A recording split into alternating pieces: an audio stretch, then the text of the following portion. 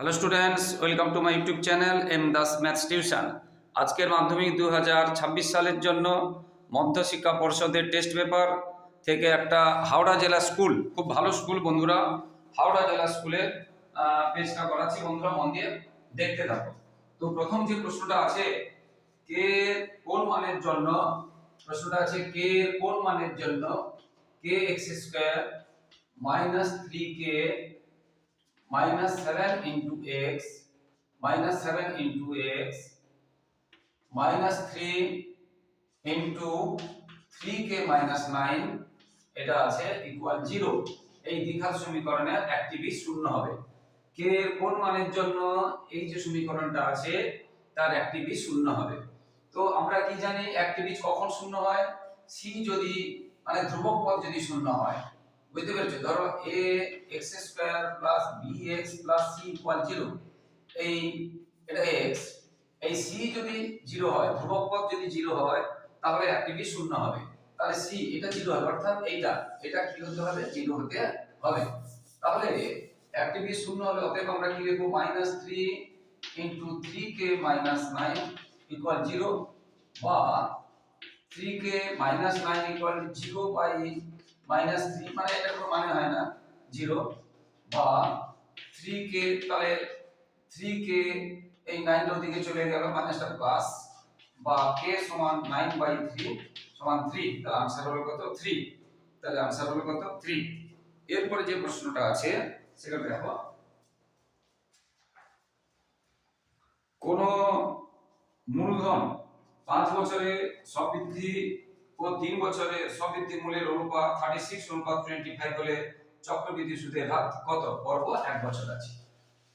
তো এই যে অঙ্কটা করো, প্রথমের অঙ্কটা কিন্তু মোস্ট ইম্পর্টেন্ট অঙ্ক আছে, খুব ভালো অঙ্ক আছে। এরপরে বলেছে 5 বছরে সমূল চক্রবৃদ্ধি আর 3 বছরে সমূল চক্রবৃদ্ধির অনুপাত দেওয়া আছে 36:25। তাহলে আমরা সমূল চক্রবৃদ্ধি আমরা কি করে পাই? আমরা জানি a সমান p into 1 plus r by 100 to the power n, এটা সমূল চক্রবৃদ্ধি। তাহলে প্রথমেরটাকে আমরা যেটা মূলধন 5 বছরের হচ্ছে পুরো মূলধন, তাহলে আমরা এখানে n এর জায়গায় কি বসাবো? 5, কারণ 5 বছর বলেছে, বুঝতে পেরেছি। এবং 3 বছরে তাহলে p into 1 plus r by 100 to the power, এখানে হচ্ছে 3 বছরে সবৃদ্ধি মূল, এবং সেটা কত হবে? অনুপাত আছে কত? 36/25। তো এখানে p কেটে দিলাম, আর এখানে দেখো এই সংখ্যাটা এখানে মনে করো a5/a3, আমরা কি করি? বিয়োগ করে দিই a2, হ্যাঁ, নিচেটা কি হয়ে যায়?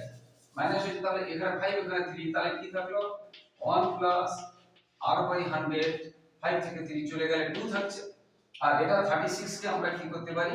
36 কে আমরা এটাও কি করতে পারি? 25 কে 36 কে আমরা 6 করতে পারি। এবারে এটা চলে গেল স্কয়ার, তাহলে 1 প্লাস r/100 ইকুয়াল কত পাচ্ছি আমরা? এটা পাচ্ছি 6/5, বা r/100 সমান কত পাচ্ছি? 6/5 1, এবং এটা আমরা করলে কত পাবো? 6 5, বা আমি এখানে করছি, তোমরা নিচে করবে। তাহলে r/100 সমান 6 5 মানে কত? 1/5। তাহলে r ইকুয়াল কত হবে? 1/5 ইনটু এই ভাগটাও দিকে চলে যাবে 100, তাহলে এটাকে যদি আমরা কাটি 20, তাহলে কত হলো? 20%। এটা হলো आंसर, মানে অপশন বি। খুব ভালো অঙ্ক আছে, খুব ভালো অঙ্ক আছে। স্কুলটাও খুব ভালো, হাওড়া জেলা স্কুল, দারুণ দারুণ অঙ্ক আছে, মন দিয়ে তোমরা দেখবে। তো বন্ধুরা, যারা আমার ইউটিউব চ্যানেলটি দেখছো সকলকে অসংখ্য ধন্যবাদ। আর যারা আমার চ্যানেলে নতুন প্রিয় ছাত্রছাত্রী, প্লিজ চ্যানেলটিকে সাবস্ক্রাইব ও শেয়ার করে একটু সাপোর্ট করো বন্ধুরা, আর লাইক ও কমেন্ট করতে ভুলো না। আর আমার ইউটিউব চ্যানেলে কিন্তু পর্ষদেরও আছে এবং এবিটিও টেস্ট পেপারের সমাধান করা আছে, তোমরা ফলো করো বন্ধুরা। শুধু ছোট প্রশ্ন নয়, বড় প্রশ্ন দেওয়া আছে আনসার করে, তাই দেখো বন্ধুরা।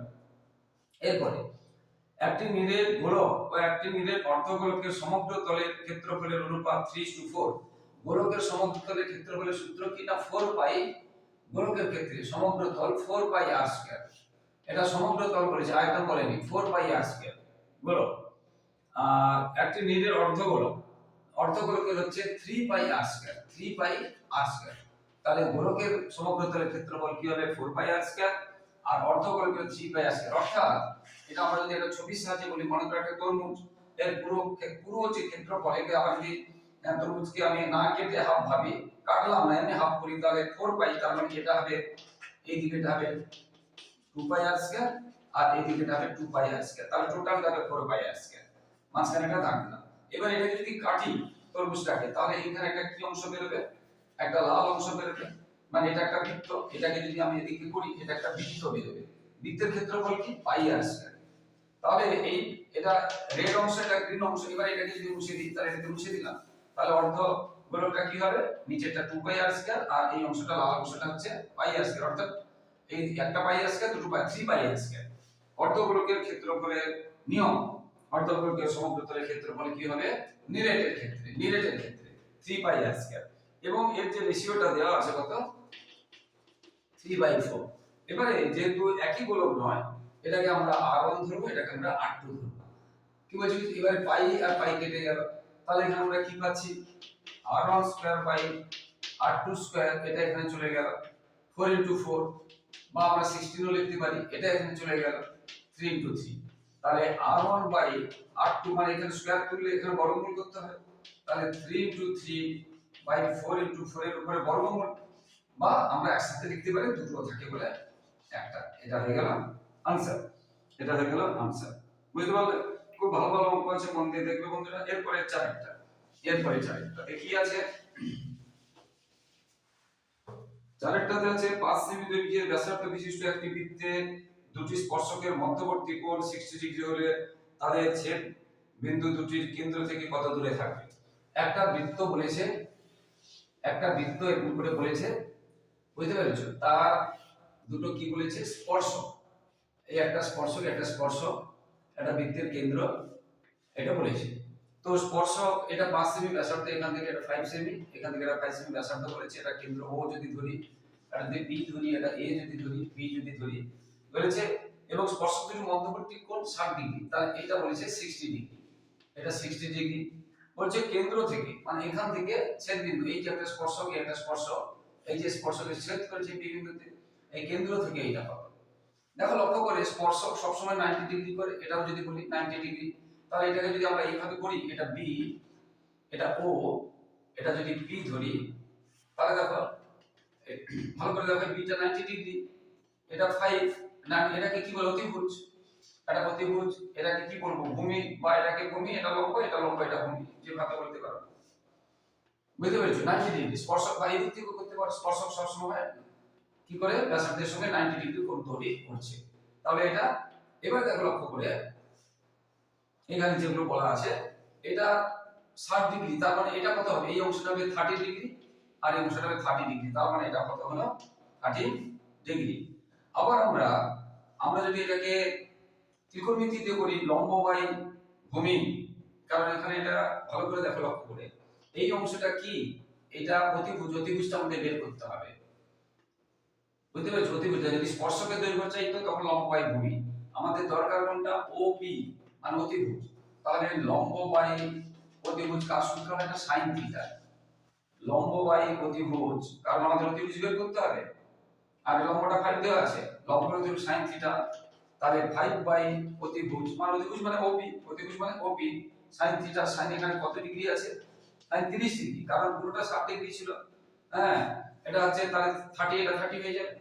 এবারে এটা 5, এবারে আমরা কি করতে পারি, 5 বাই অতিভুজ, অতিভুজ মানে কি, ওপি, ওপিও লিখতে পারো, অতিভুজও লিখতে পারো, ওপি বা sin 30 এর মান কত, 1/2, sin 30 এর মান কত, 1/2, এবারে এটাকে এটা গুণ করলাম, এটাকে গুণ করলাম, তাহলে ওপি সমান কত হলো, 10 সেমি, ওপি সমান কত হলো, এটাকে এটা দেখুন, এটাকে এটা দেখুন, ওপি কে 1 দিয়ে গুণ করলে ওপি, আর 5 কে 2 দিয়ে গুণ করলে 10 সেমি, তাহলে आंसर হলো কত, 10 সেমি, মানে অপশন সি, অপশন সি। এরপরে যেটা আছে, পাঁচেরটাতে আছে sin a plus cos b equal to, দেওয়া আছে sin a plus cos b equal to, যেখানে থিটার মানটা বলেছে। তো যারা নতুন বন্ধু আমার ইউটিউব চ্যানেলটি নতুন দেখছো, প্লিজ চ্যানেলকে সাবস্ক্রাইব করে একটু সাপোর্ট করো বন্ধুরা। তো পাঁচেরটাতে আছে sin a plus cos b equal to, এটা দেওয়া আছে, এবং এটা হচ্ছে 0 ডিগ্রি থেকে এখানে বলা আছে এটা বড়, আর b টা বলছে 90 ডিগ্রি থেকে ছোট, এটা বলা আছে। বুঝতে পেরেছো? এবারে এই অংশটা থেকে দেখো sine A plus cos B, cos B মানে সাইন এ হয়, কস বি মানে সাইন এ হয়। বুঝতে পেরেছো? কারণ সাইন 90 ডিগ্রি মানে সাইন আমরা এ লিখতে পারি। আমরা জানি সাইন 90 ডিগ্রি মাইনাস থিটা সমান কস থিটা। ঠিক সেই রকম কস, এখানে যদি কস করি কস 90 ডিগ্রি থিটা মানে সাইন থিটা। বুঝতে পারলে? তো এটা আমরা লিখতে পারি।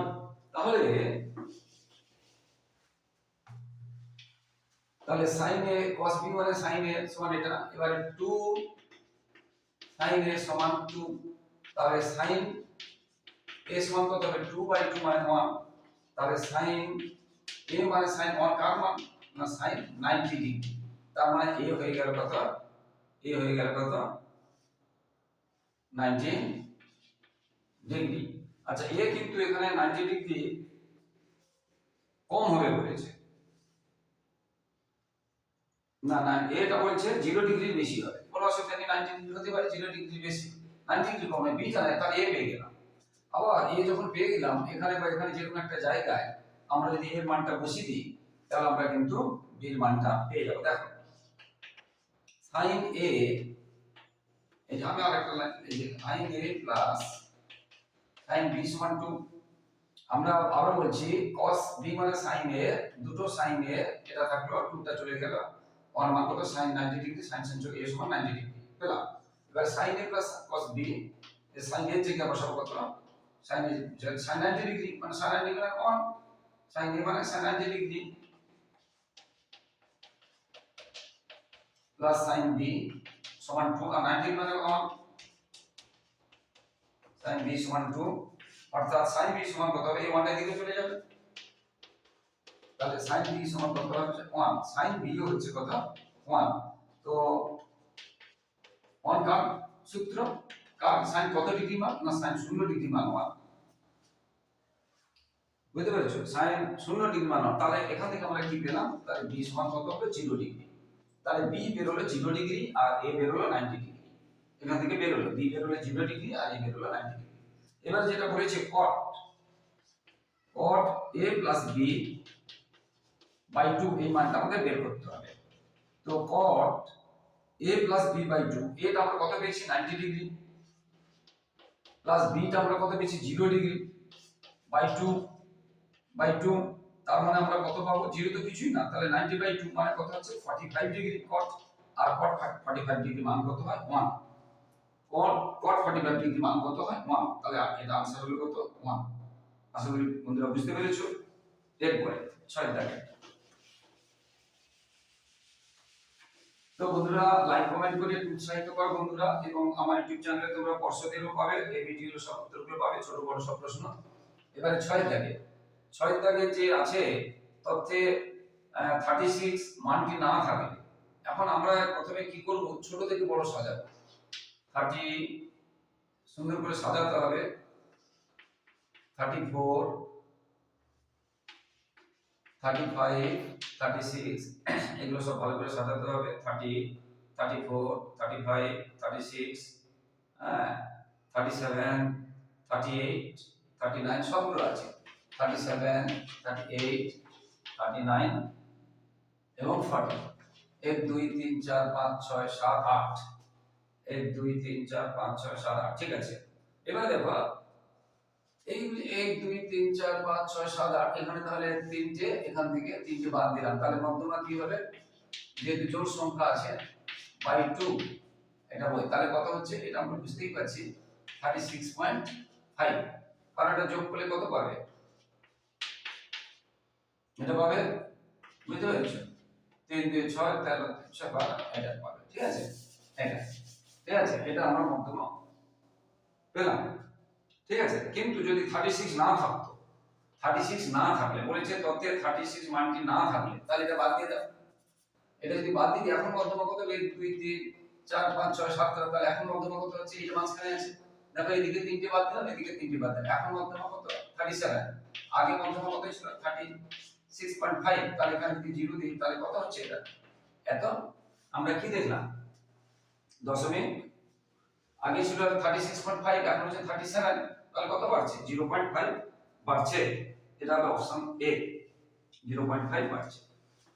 এরপরে দুই দাগে বৃত্তস্থ ট্রাপিজিয়াম হলো ড্যাশ ট্রাপিজিয়াম।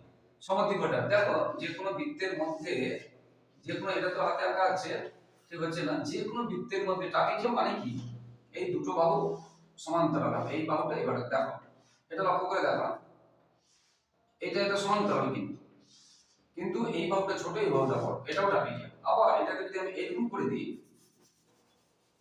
এটা সমান্তরাল, আবার এই বাহুটা যতখানি এই বাহুটা ততখানি, এটাকে বলে সমদ্বিবাহু ট্রাপিজিয়াম। বুঝতে পারলে? এটা হাতে আঁকছি, এটাকে বলে সমদ্বিবাহু ট্রাপিজিয়াম। তো বৃত্তের মধ্যে এই ট্রাপিজিয়াম আঁকা যাবে, এই বৃত্তের মধ্যে কখনো এই ধরনের ট্রাপিজিয়াম আঁকা যাবে না। বৃত্তের মধ্যে তোমরা আঁকতেই পারবে না। বুঝতে পেরেছো? ধরো এটা আমি এখানে করলাম, সমান্তরাল করতে গেলে যেখানেই করো না কেন এরকম যদি করো, তাহলে দেখো এই দুটো কি হয়ে যাচ্ছে? সমান হয়ে যাচ্ছে। তাহলে সমদ্বিবাহু ট্রাপিজিয়াম আনসার হবে সমদ্বিবাহু ট্রাপিজিয়াম, সমদ্বিবাহু ট্রাপিজিয়াম। এরপরে একটি লম্ব বৃত্তাকার চোঙের ব্যাসার্ধ 3.5 সেমি এবং উচ্চতা 24 সেমি, ওই চোঙটির মধ্যে সবচেয়ে বড় যে দ্বন্দ্বটি রাখা যাবে তার দৈর্ঘ্য কত? লম্ব বৃত্তাকার চোঙ। দেখো এটা একটা লম্ব বৃত্তাকার চোঙ ধরলাম এটা, এবং লক্ষ্য করে দেখো ব্যাসার্ধ, এটাকে বলে ব্যাস, এখান থেকে এটা ব্যাসার্ধ। ব্যাসার্ধ কত বলছে? 3.5, এখান থেকে এটা 3.5, এখান থেকে এটা 3.5, তাহলে পুরোটা কত হবে? তাহলে এই পুরোটা হবে 7। ব্যাসার্ধ বলেছে 3.5, এখান থেকে এটা, এবং কারণ ব্যাস কত হবে? 7, এবং উচ্চতা হচ্ছে 24, এখান থেকে এটা কত? 24, এখান থেকে এটা 7। সবচেয়ে বড় দণ্ড মানে এইটা, এইটা মানে কর্ণ বলতে পারো সবচেয়ে। আর এটা আবার একটা কি ত্রিভুজ? এটা একটা সমকোণী ত্রিভুজ, এটা তার প্রতিভুজ, এটা তার লম্ব, এটা তার ভূমি। তাহলে প্রতিভুজ আমরা কি করে বের করতে জানি? আমরা জানি প্রতিভুজ স্কয়ার সমান লম্ব স্কয়ার যুক্ত ভূমি স্কয়ার, পারপেন্ডিকুলার স্কয়ার সমান হাইপোটেনিউজ স্কয়ার সমান perpendicular square plus base square, বা প্রতিভুজ সমান, তখন এখানে কি করতে হবে? বর্গমূল চিহ্ন দিতে হবে। তো এখানে লম্ব, এখানে কত আছে? 24, ভূমি কত আছে? 7, এবং তার উপরে বর্গমূল করতে হবে। এটা তোমরা 24 কে তোমরা 24 দিয়ে গুণ করে দিবে, তারপরে 7 কে 7 দিয়ে গুণ করবে। বুঝতে পেরেছো?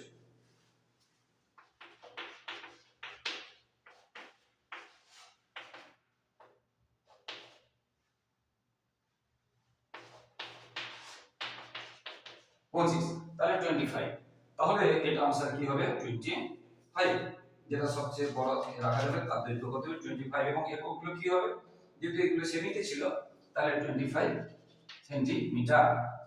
বুঝতে পারলে? তাহলে ব্যাসার্ধ দেওয়া আছে, সেখান থেকে ব্যাস পেলাম, আর এটা আছে, এটা সবসময় জন্য একটা সমকোণী ত্রিভুজ হবে, প্রতিভুজ বের করতে গেলে লম্ব স্কয়ার যুক্ত ভূমি স্কয়ার, তার উপরে বর্গমূল হয়ে গেল। খুব ভালো অঙ্ক আছে, বারবার বলছি, খুব সুন্দর সুন্দর অঙ্ক আছে এই পেজটাতে, এবং আগে একটা পেজ করেছিলাম 422 এবং 416, ওইগুলোতে খুব ভালো পেজ আছে। হিন্দু স্কুলও ভালো পেজ আছে, তার যারা দেখোনি এখন ওইগুলো কিন্তু দেখে নাও, আমার ইউটিউবে সবগুলো দেওয়া আছে। এরপরে আছে cot theta plus cosec theta সমান a by cot theta plus cosec theta সমান a বাই b, প্রশ্নে দেওয়া আছে, চেয়েছে cot theta minus cosec theta সমান কত? cot থিটা মাইনাস, আচ্ছা এখানে দেখো cot theta plus cosec theta সমান দেওয়া আছে, আমরা এটা লিখতে পারি cosec square theta minus cot square theta 1, এটা সূত্র আছে, cosec square minus theta minus cot square theta 1, তাহলে cosec theta plus cot theta into cosec theta minus cot theta সমান 1, a square minus b square সূত্র, a plus b, a minus b সমান 1। বুঝতে পেরেছো? এটা হচ্ছে সূত্র, আর এখান থেকে a square minus b square সূত্র।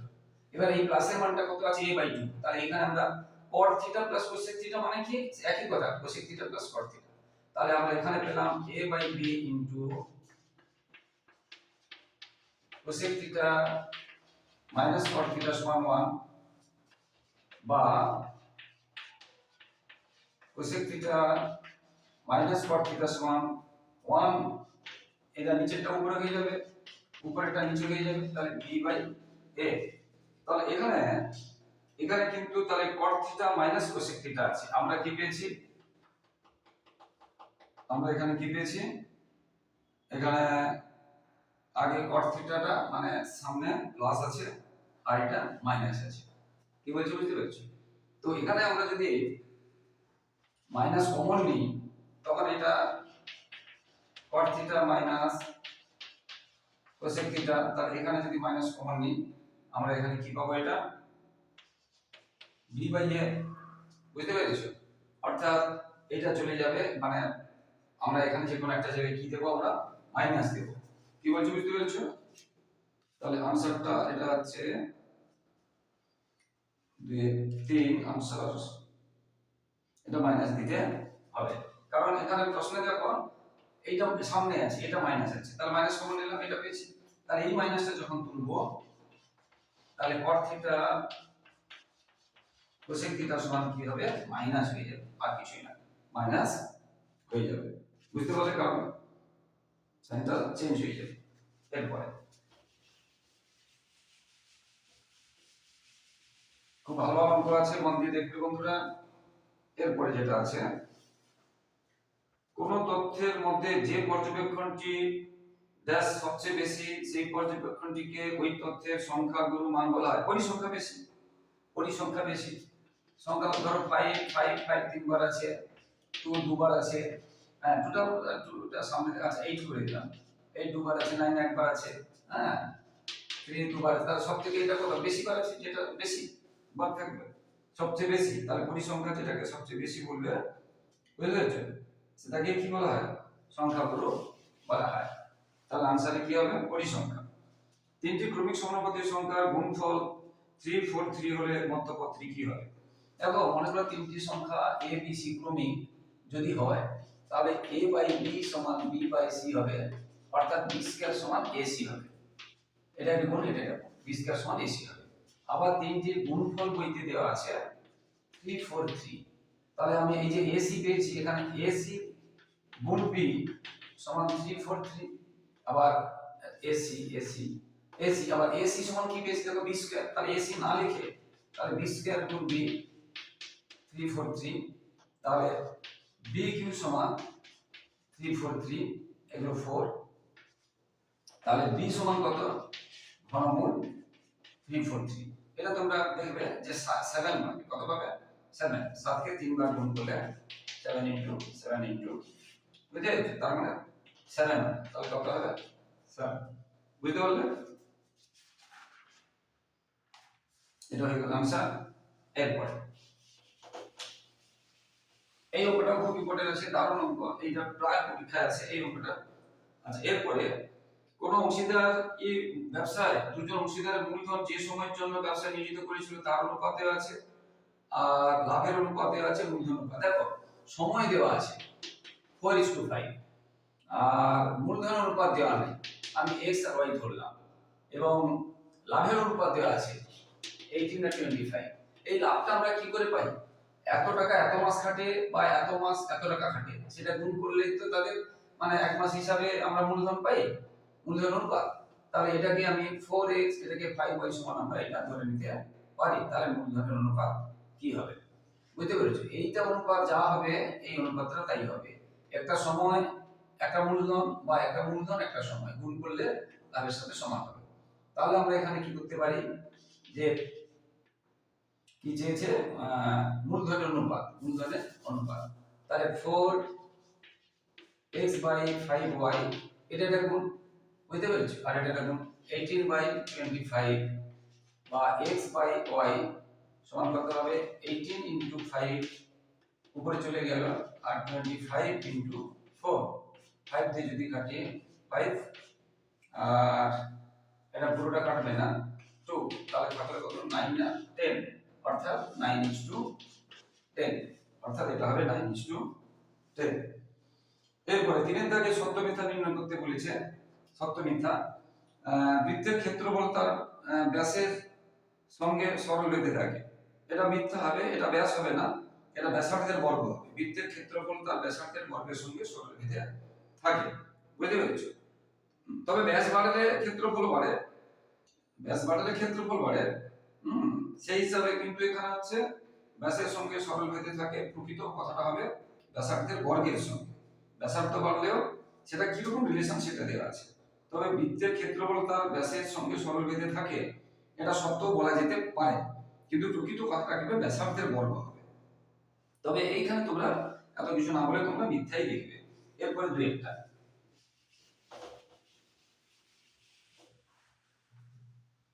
দুইটাতে কি আছে, tan a * tan b = 1, tan a * tan b = 1। তাহলে এখান থেকে, এবং এটা বলেছে 0 ডিগ্রি থেকে বড় আর বিটা 90 ডিগ্রি থেকে ছোট, তাহলে এখান থেকে আমরা tan a সমান কি পেলাম 1/tan b। তাহলে এখান থেকে আমরা tan 1/tan মানে কত হবে cot, 1/tan মানে cot। আবার tan a সূত্রে tan a মানে আমরা কি লিখতে পারি, এই cot কে আমরা কি লিখতে পারি tan 90 degree minus b, tan 90 degree minus b মানে cot b, tan চলে গেল। তাহলে a সমান 90 ডিগ্রি মাইনাস b, বুঝতে পারলে এখান থেকে। তাহলে আচ্ছা sin square a plus sin square b মানটা চেয়েছে। আচ্ছা এটা এতটা tan a * tan b, তাহলে tan b 1/tan মানে cot b, আর cot b মানে কত tan 90 মাইনাস বিটা, এটা হয়ে গেল tan এ চলে গেল। তাহলে a প্লাস b সমান আমরা কত পেলাম 90 ডিগ্রি। আচ্ছা a প্লাস b 90 ডিগ্রি। এবারে sin স্কয়ার প্লাস a আর sin স্কয়ার b যেটা দেওয়া আছে এখানে হবে, প্রশ্নটা আছে sin square a plus sin square b সমান 1, অর্থাৎ sin স্কয়ার a প্লাস এই sin স্কয়ার কে আমরা কি লিখতে পারি cos স্কয়ার a। এটা আমাদের মনে দেখাতে হবে, না হলে দেখাও। আমরা বাম পক্ষটা যদি বলি সত্য মিথ্যা, তো বাম পক্ষটাই বলছি, দেখাও sin স্কয়ার, এই যে এখানে sin এটাকে যদি b করি sinটাকে cos করতে বাবা, এটা sin square a plus cos square কার সূত্র 1, এবং সেটা কি দেওয়া আছে 1 ই দেওয়া আছে, তার মানে সত্য, এটা হবে সত্য, দুইটা সত্য। এবারে কোন রাশি তথ্যের একাধিক সংখ্যা গুণমান থাকতে পারে, হ্যাঁ থাকতে পারে। ধরো 2 2 3 3 আর একটা 3, বুঝতে পারলে, আর 4 4 4 আর 5 আর 6 6। এখানে দেখো এখানে এটাও তিনটি আছে, এটাও তিনটি আছে, তাহলে একাধিক সংখ্যা গুণমান থাকতে পারে, তাহলে এটা সত্য, বুঝতে পেরেছো। এবার যার একটি লম্বা বৃত্তাকার শঙ্কুর ব্যাসার্ধের দৈর্ঘ্য এত গুণ এবং উচ্চতা এত গুণ করলে তার আয়তন একই থাকবে না, কি হবে দেখো, যে সূত্রটি শুধু আমরা বসিয়ে দেব। তো আবার বলছি বন্ধুরা, সকলকে অসংখ্য ধন্যবাদ। আর চ্যানেলটিকে শেয়ার করে একটু সাপোর্ট করো বন্ধুরা, লাইক কমেন্ট করতে বলো না। আর নতুন বন্ধুদের কাছে বলছি তোমরা কিন্তু চ্যানেলটিকে সাবস্ক্রাইব করে একটু সাপোর্ট করো, পাশে থাকো বন্ধুরা।